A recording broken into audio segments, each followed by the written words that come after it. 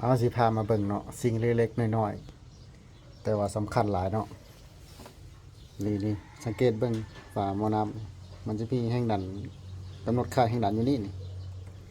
การที่เวียกของมันกับมันว่าเวลาความร้อนมันมาได้ที่เนาะได้ตามแห่งดันของมันนี่มันก็สิเปิดวาล์วก็ไปทางดักน้ำหั่นเนาะ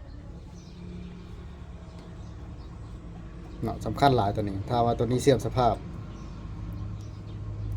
มันดันไม่ได้ตามจังหวะของมัน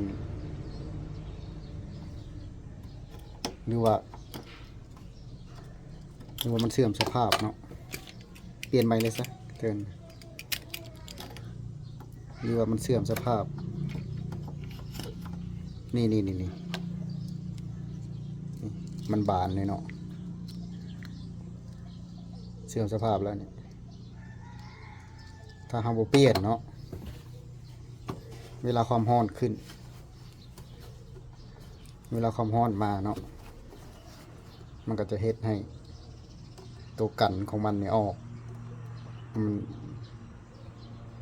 มันกันน้ำบ่ได้นะมันหัวหรือมันฟูดขึ้นเวลามันร้อนเนาะอย่าไปเปิดตอนร้อนได้เนาะได้ให้น้ำยาหม้อน้ำออกมาเห็นให้ความร้อนขึ้นจากนอกได้เนาะอันนี้สำคัญหลายเนาะเปลี่ยนเลยเนาะเสื่อมสภาพเลยเปลี่ยนเลยทีม